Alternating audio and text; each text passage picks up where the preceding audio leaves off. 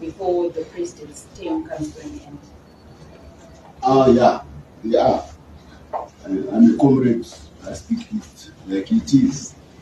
There has always been a preoccupation that Mnangagwa should not become the leader of Zimbabwe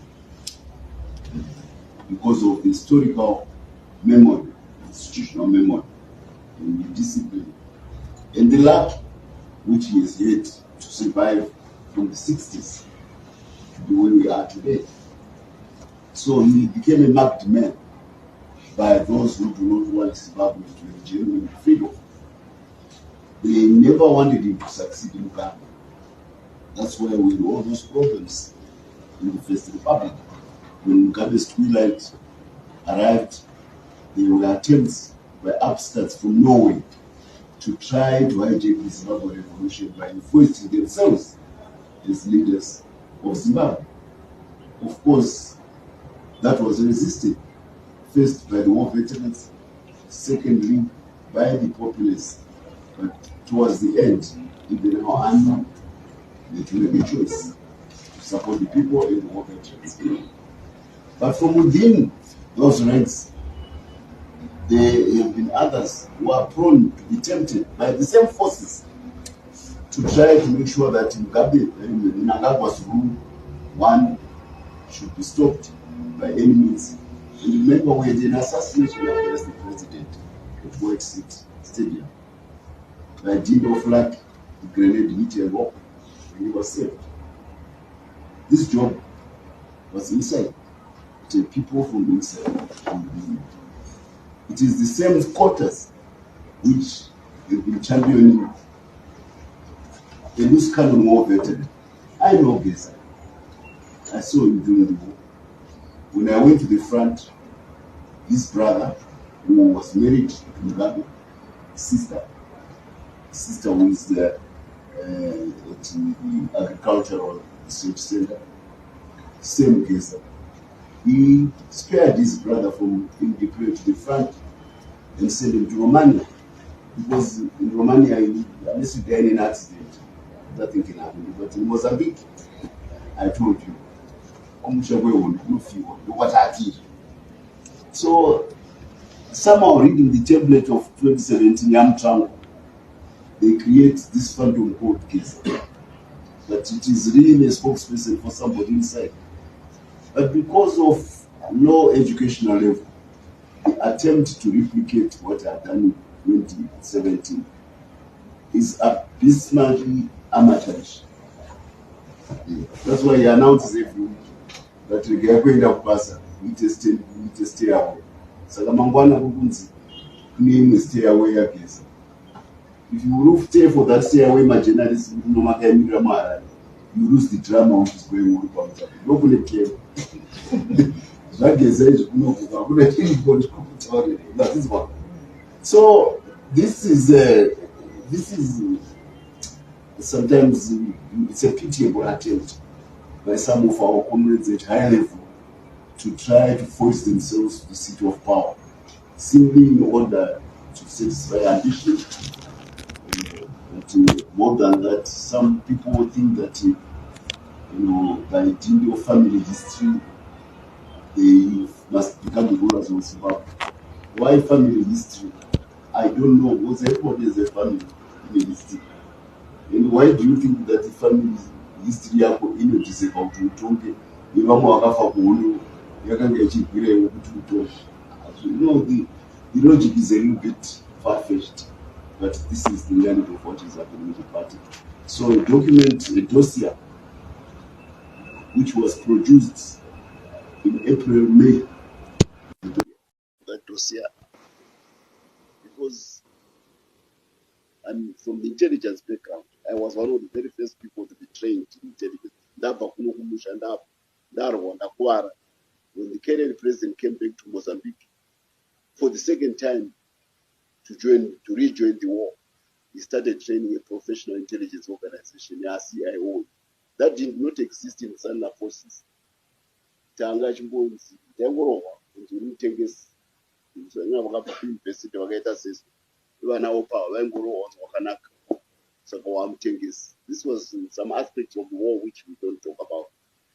But this is where we came from because to grow that army, a lot of things had to train up. We learned along the way. And one of the things which Mnangagwa did when he came in was to professionalize the intelligence department of the party. And one of the first pioneer countries to go to Yugoslavia.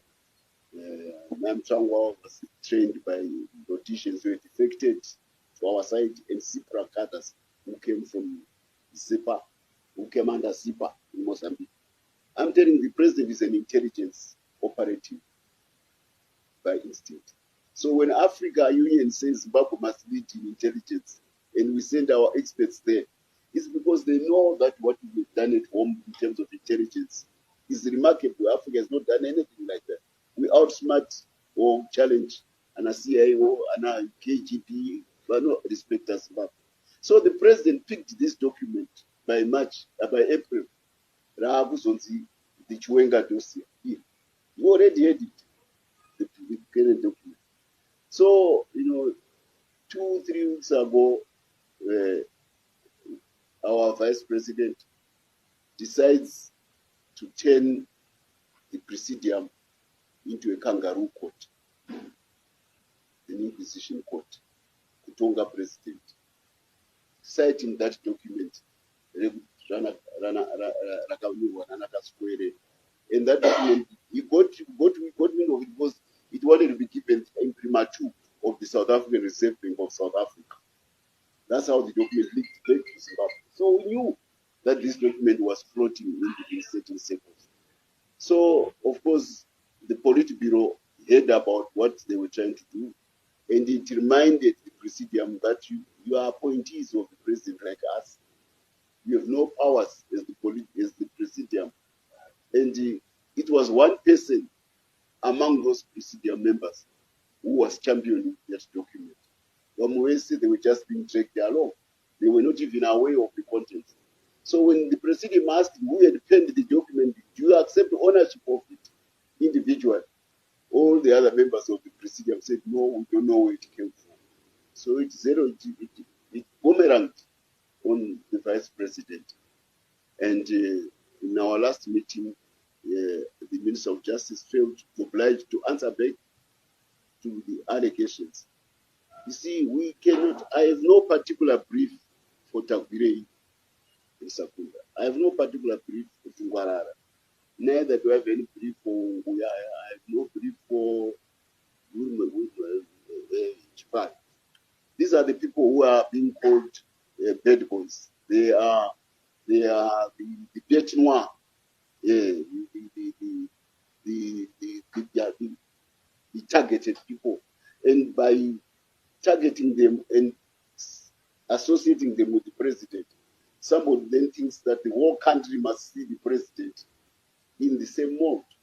But the whole country is aware of all these other things I've been talking about, which the president has been doing. You cannot judge him simply because so, and look, there are institutions which deal with corruption, which are there in the country. Party is not a statutory adjudicator of corruption. Because if we do it at the party, I'm talking party no, the party is not the competent institution to do that. God forbid, never allow that to happen from this side. So if we cannot allow it for the party to become the adjudicator, we need professional people who do that. So if you are a president, vice president, and then you come and say the party must try my senior, and that senior appointed you, it means it's a power play. It's no longer about corruption. You understand? Because if it was corruption, it would have gone to ZAC, you go to FIU at the Reserve Bank, you go to Minister of Finance, you go to the CID. That's where you go and report all these things, laundering. It involves international banks. There's the Interpol. These are all institutions. So, so this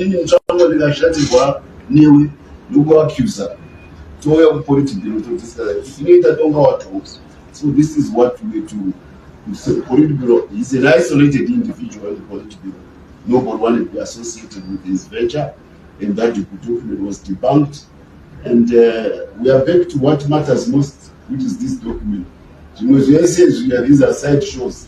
There is no traction, absolutely zero, about that aspect. I hope I answered you. Thank you very much. I've tried to be as detailed as can. There's absolutely no traction about that accusation. It is the Minister of Justice answered to it. It was an attempt to turn the Presidium into an oligarchy, a kangaroo court, Yukutonga president, at the PS of one individual. Why? Somehow, I don't know, he just believes with the didn't know how to talk Zimbabwe.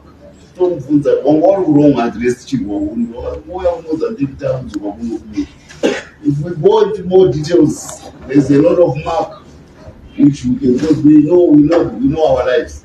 But that's not the purpose of our press conference. I will refrain from going further about that particular individual's aspects from the credentials of war. But definitely it offends war veterans. Wakaitwa demobilized. Wakaenda kumamisha lokutapedza onke. And there are many. Kana munhu auda kuzoona kuti wakazopfeka uniform saka wagamba kufura vanhu.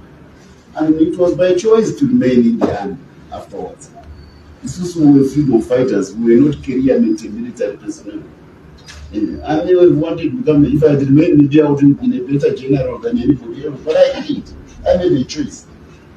Definitely with my exposure in the front, maybe how many times I want to Mushaba Mata, I never want to bullet. I understand, but that's not the purpose of this. And these quarters which want power and want to appropriate ZANU-PF as if it is theirs. Dear one, that's why I was paid to tell you the history of the party. This is, everybody in this country feels he owns ZANU-PF because every family lost somebody during that war. So if you are now claiming that Vakafa West right here, what the Wamambo, what did Wamambo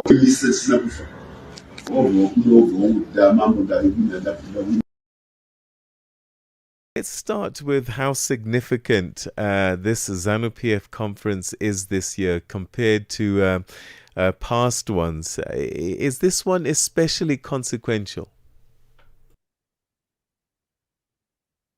Yeah, it's very, very important for Zimbabweans. It's no longer important just to ZANU-PF, but it is now important to all peace-loving Zimbabweans, all Zimbabweans that have faith in their constitution, because this particular conference has been designed and is being held in order to mutilate our constitution and procedurally make President Emmerson Mnangagwa go on until 2035.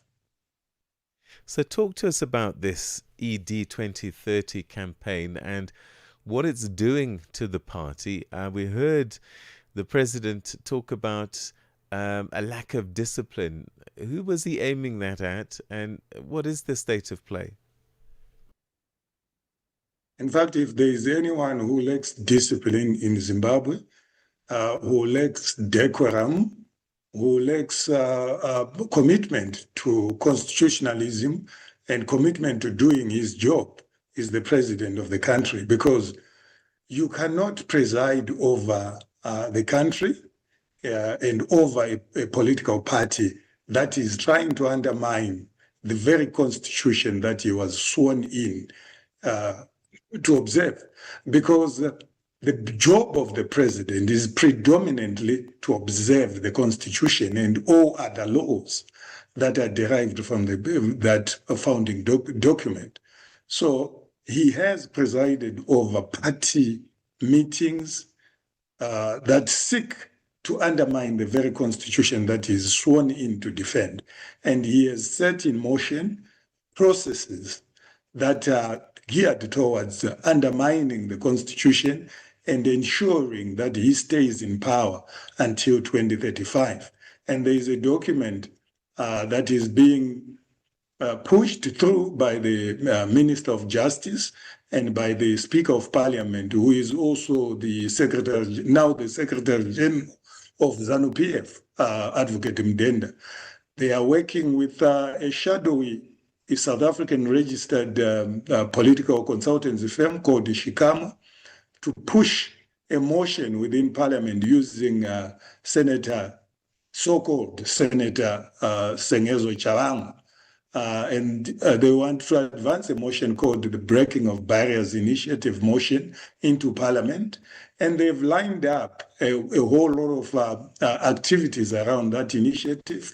And they've secured, according to their document, they've secured smartphones, laptops, and 11 double cab Ford Rangers to bribe people with those people that will come for the so-called consultative meetings. They go there and they are rewarded with cars, they are rewarded with cell phones, they are rewarded with laptops. Yet these people are said to be supposed to be engaging in national discourse that determine whether Mnangagwa will be president beyond 2028. So how likely then is this ED 2030 campaign going to gain formal approval for Mnangagwa to continue?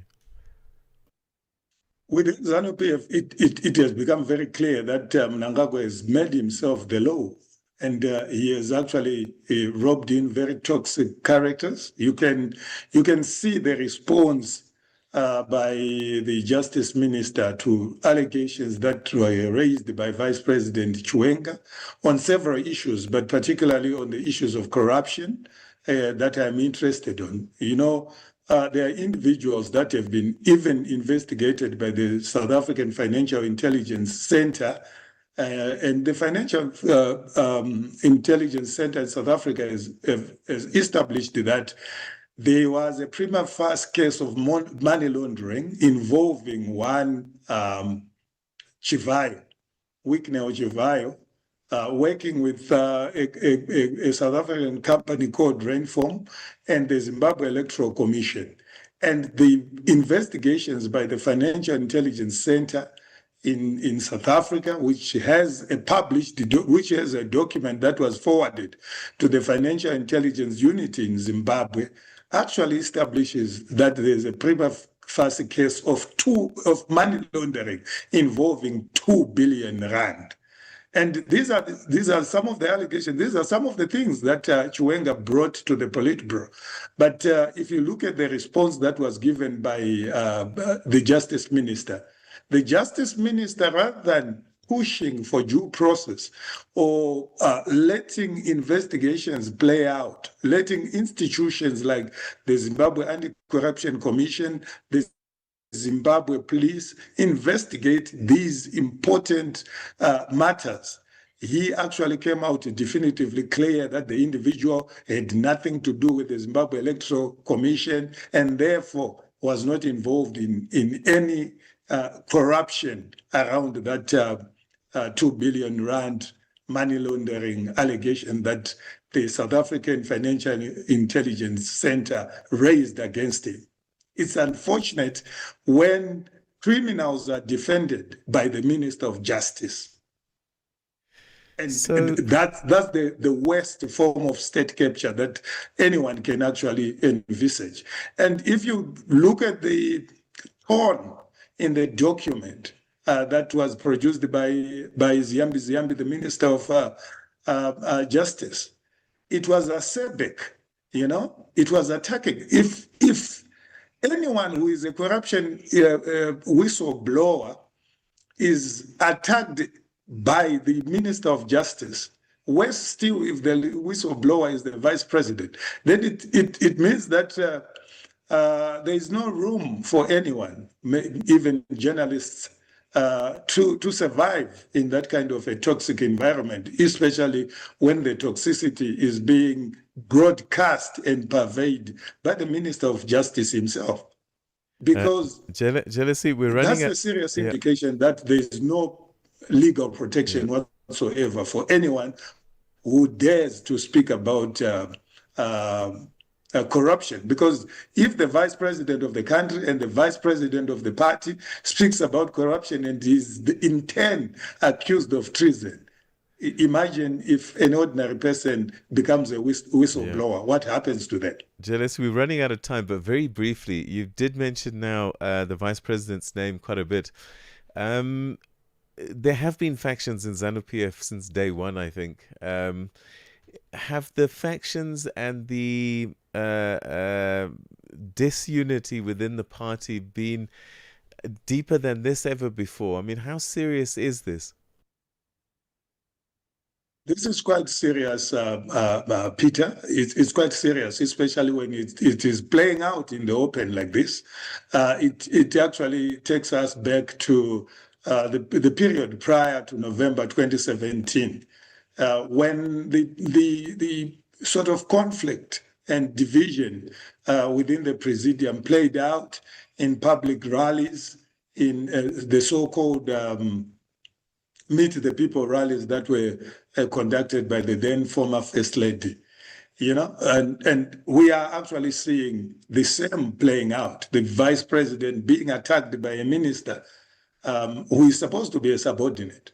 And this minister, unfortunately, using very toxic language, very acerbic in the way that he attacked the vice president in language that is very consistent with the language that is contained in the BBI document that was authored by Professor Jonathan Moyo. You can actually read Professor Jonathan Moyo's hand in the document that Ziambi presented in the Politburo. Very acerbic, very divisive in style,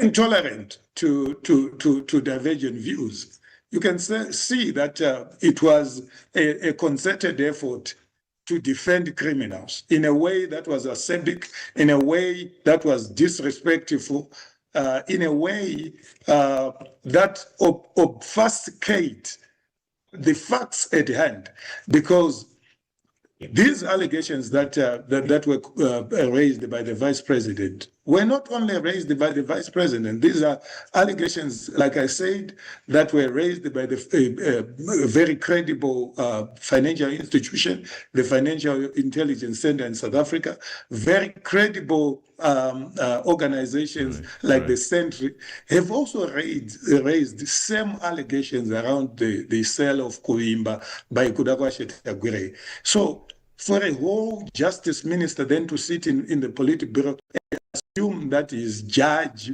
and jury over the same allegations is quite unfortunate, especially when there haven't been efforts to involve investigating state institutions. All right.